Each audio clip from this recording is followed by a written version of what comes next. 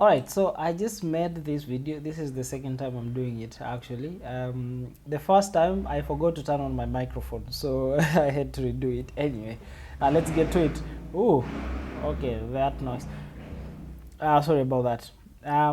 Like I said, I rarely edit my videos. I just record and then I upload them as they are. For reasons I think I'll mention in the comments, in the description. So in the previous session, we learned about Git, and we worked with Git CLI, but all that was locally on your machine. If you wanted somebody to contribute to your code, you have to package them. Let me just see if I can draw that. So we have Git installed, and you're working with it in your terminal. Git add, Git commit, Git all that, and then you create versions of your code. This is locally on your laptop. Now, if something happens to your laptop, you've lost all your code. Besides, your friend Jerry from another country, maybe Nigeria, Ghana, they cannot contribute your code because you have it locally. The only way they can do that is if you compress your code and then you share it via email or WhatsApp, which is not actually how we develop code in the real world. So what you're going to do is, after versioning our code locally, we are going to push our code to GitHub, which is just like a website that stores your code, like the way it has done here. You see this EasyMade, all these are repos in the cloud. So after you're done with your changes, you're going to push it to GitHub.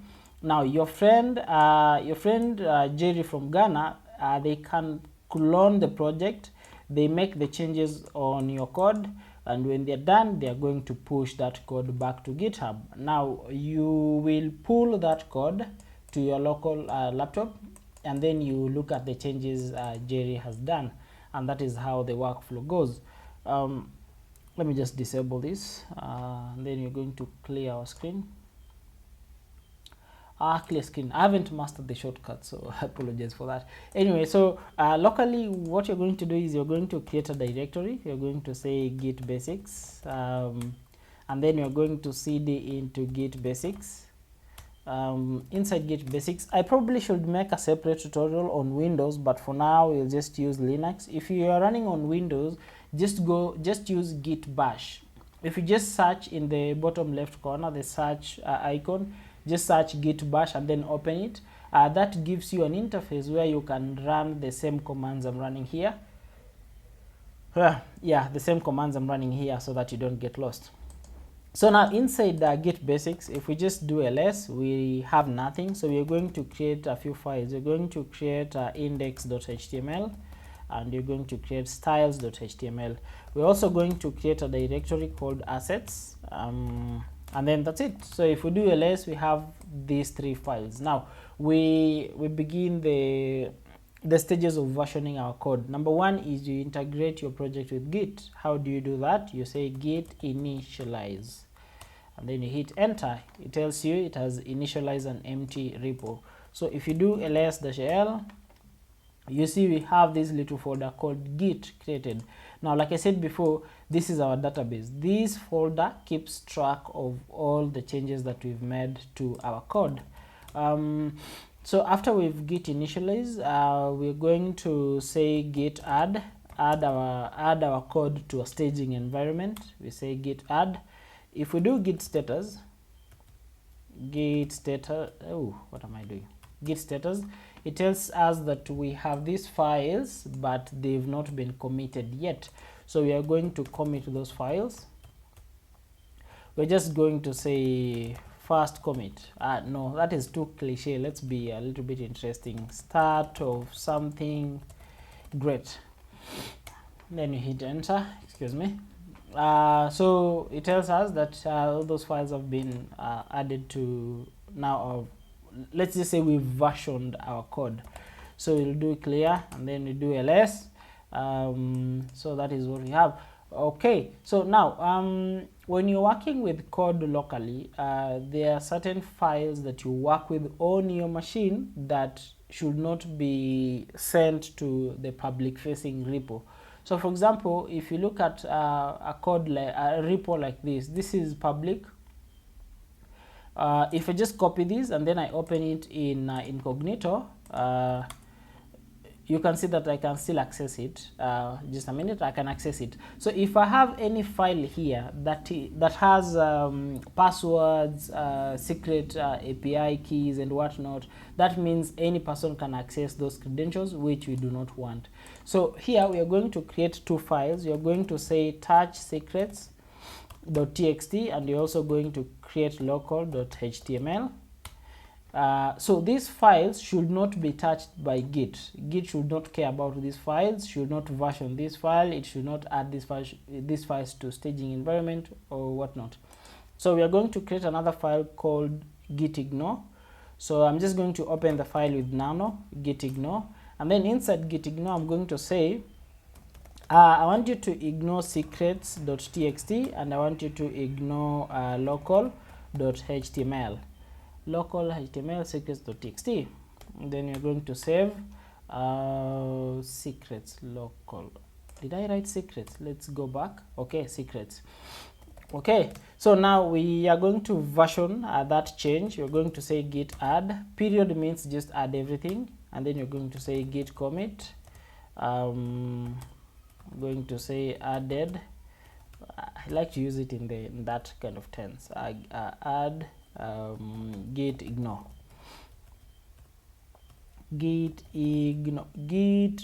What am I typing? Git, oh yeah, it's okay. Git ignore. Now we've versioned our code.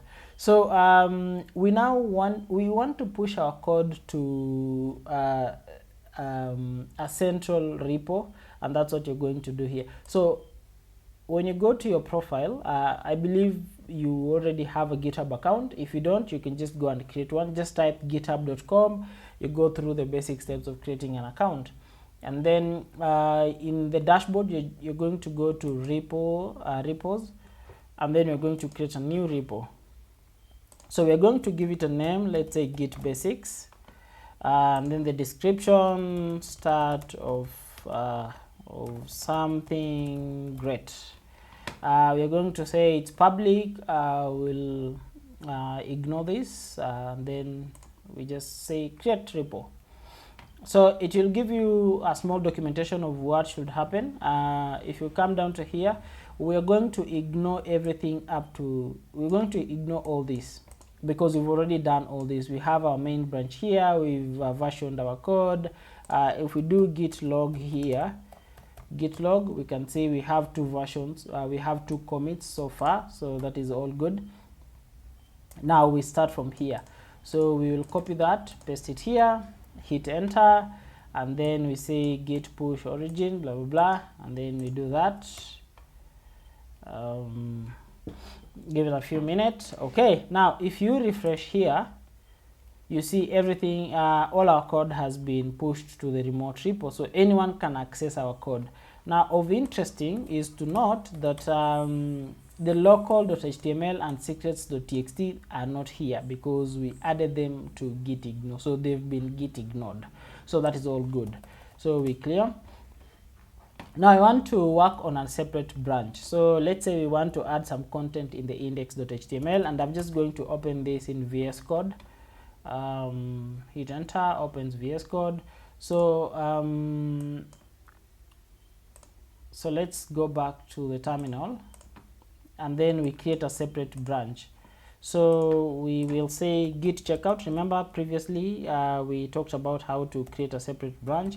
Said git checkout -b homepage.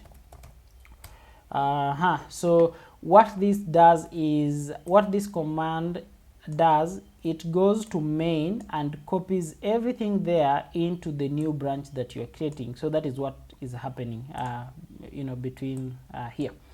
So now we have a copy of everything in main, but we need to make some changes to our code. So inside here we are going to write some code. Do I remember some HTML? Okay, so we're going to say HTML. I'm using an extension called Codium. I think it got renamed to Windsurf or something.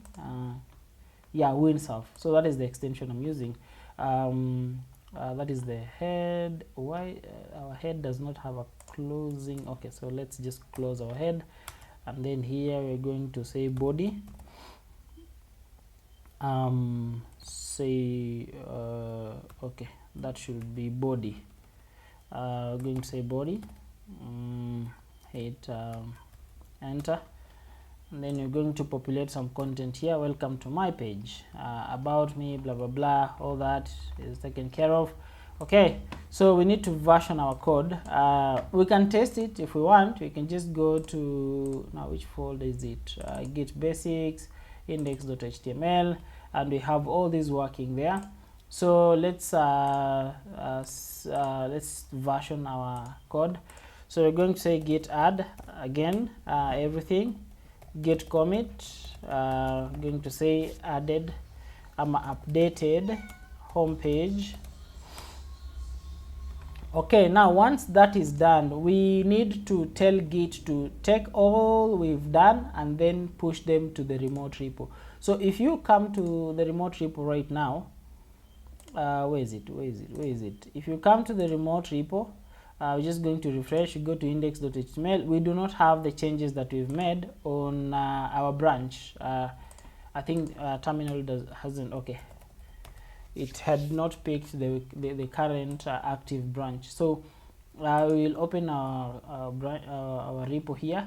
So now we have our changes on homepage, but those changes are not on main. Now initially we were just initially how we got those changes to main, we will just do git checkout main, and then we do git merge. But that is not what you're doing here. We are going to stick to homepage branch, git checkout. I'm going to say homepage, and then while on homepage, you're going to push our code from our laptop to the cloud, to our public facing repo. So we are going to say git push, and then you just do that.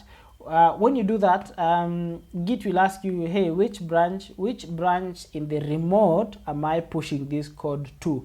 If you can see here, we only have main branch. So what you do is we type this command. Excuse me. We type that command, give it a few minutes. Now our code has been pushed. So if we refresh here, we are being asked that there is a pull request created. Now this is what you call a pull request. A pull request is somebody saying, hey, I have these changes on this branch, I want to merge these changes to the main branch.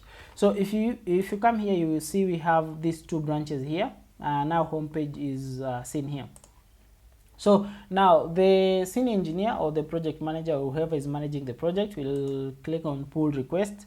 What pull request does, it will give you a chance to see all the changes that have been made. So they will come here and see, oh, index.html, it was empty initially, but all these files have been, all this code has been added to index.html. If you've made changes to multiple files, it will show all the files here. But for now, it just shows this. Now, once the engineer is okay, satisfied with your changes, they can just come to this and then create a pull request. So a pull request will be created. Just give it a few seconds.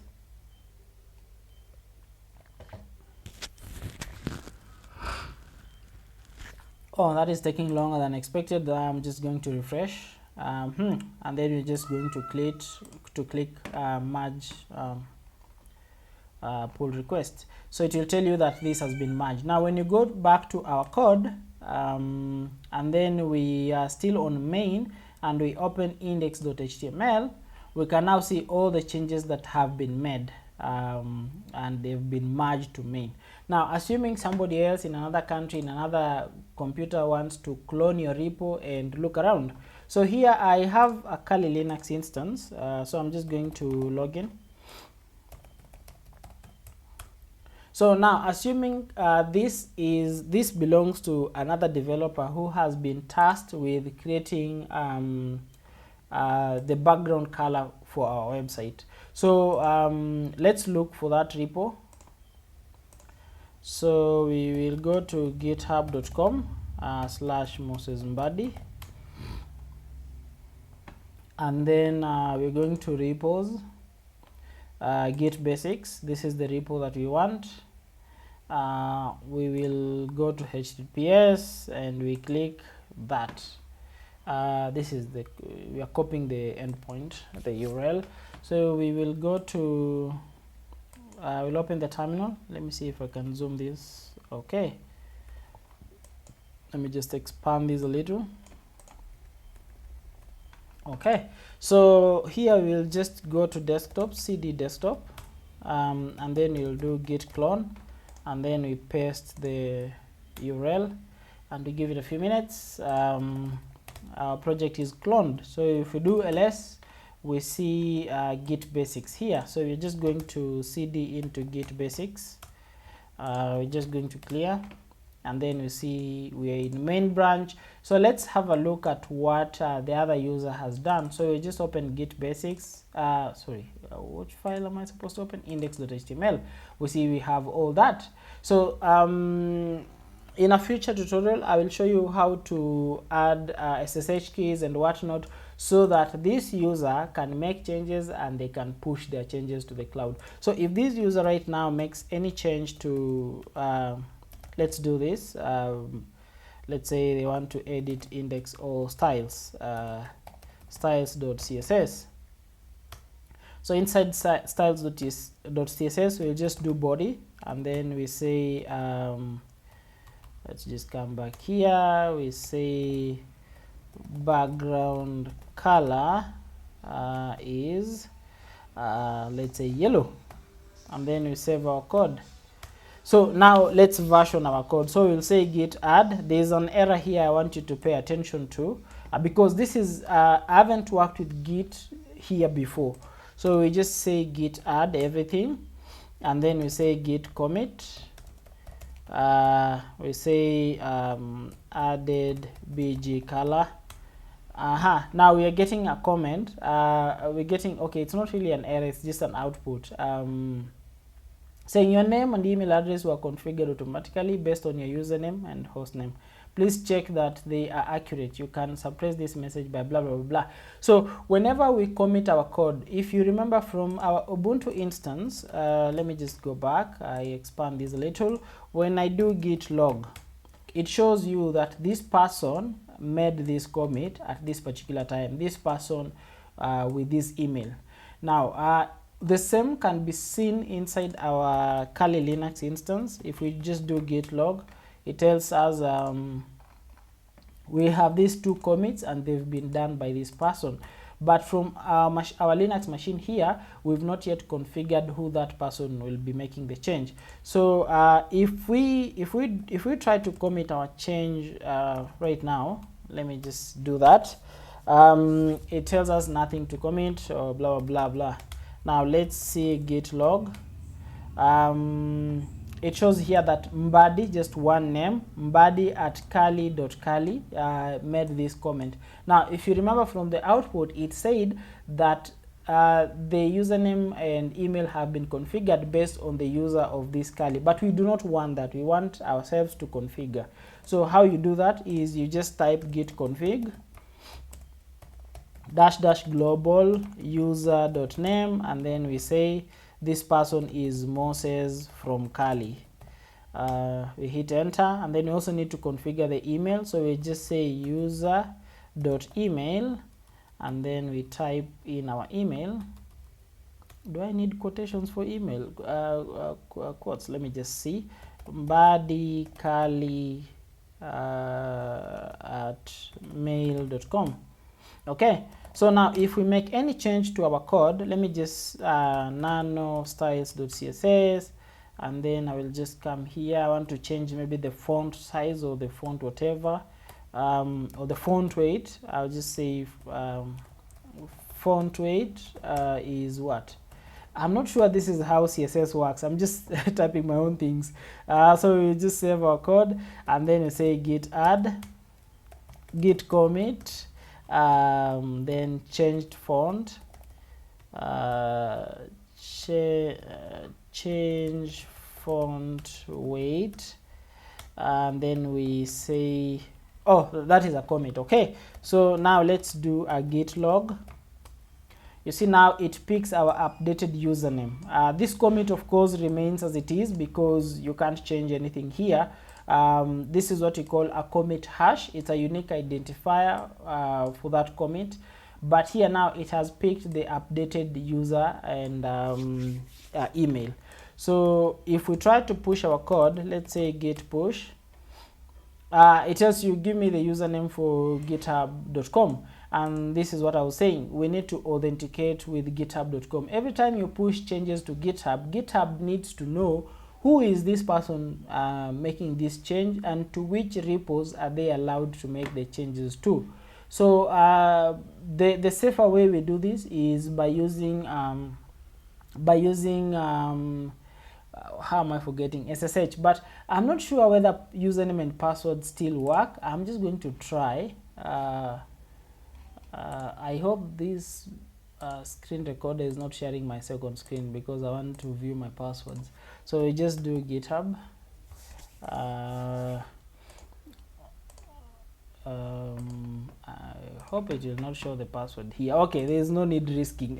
So in a future tutorial I will show you how to use SSH keys to authenticate with GitHub, but for now we've looked at how we can work with our code locally and how we can push our code to remote repo and collaborate with someone else from another country. We'll dive deeper as we continue the Git series. Maybe in the next one I'll focus more on now collaboration, pull requests, what issues are, what wiki is, and some of the features we've not covered here.